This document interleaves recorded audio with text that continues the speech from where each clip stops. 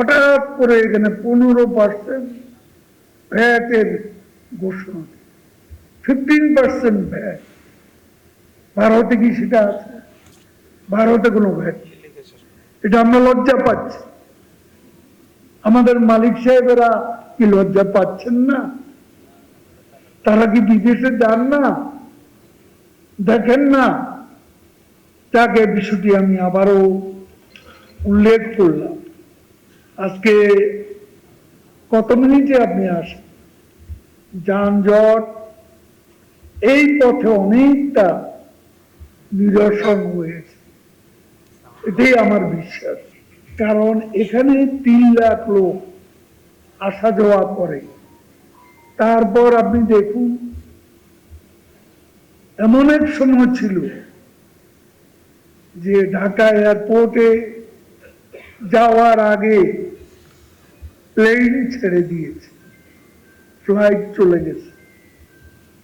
কত মানুষ অনেক প্রয়োজনীয় বিদেশ গমন, কেউ বা চাকরি করে, ব্যবসা করে, তাদের এই বিদেশ যাওয়া, দেখা যাচ্ছে যে ঢাকা থেকে এয়ারপোর্ট পর্যন্ত 2-2.5 ঘন্টা। এখন এয়ারপোর্ট থেকে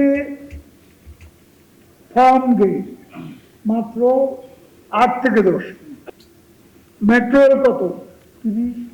30-এর উপর। 30 মিনিট আমরা বলেছিলাম, কিন্তু এখন 30-এর উপর। এখানে আমি আরেকটা বিষয় বলব, সেটা হচ্ছে আমাদের এনবিআর, তারা এই জনপ্রিয় পরিবহন যারা ইউজ করে, এটাকে আরো জনপ্রিয় আমরা করতে পারি। হঠাৎ করে এখানে 15% ভ্যাটের ঘোষণা, 15% ভ্যাট। ভারতে কি সেটা আছে? ভারতে কোনো ভ্যাট, তাহলে আমরা কেন? আমি মাননীয় প্রধানমন্ত্রীকে বিষয় জানি যে এনবিআর এর এই সিদ্ধান্ত, this is not right, this is wrong decision. পুনর্বিবেচনার ব্যাপারে আশ্বাস দিয়েছেন। আমাদের মন্ত্রণালয়ের সাথে একটা বৈঠক ছিল, ওই বৈঠকে আমি বিষয়টি উত্থাপন করেছিলাম।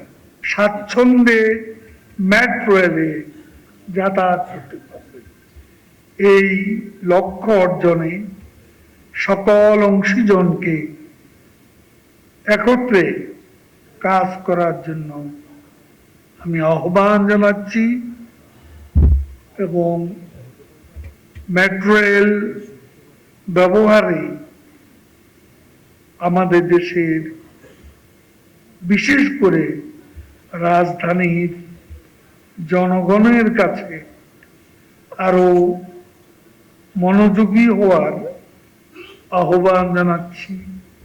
সকলকে আন্তরিকভাবে ধন্যবাদ জানাচ্ছি। Thank you very much.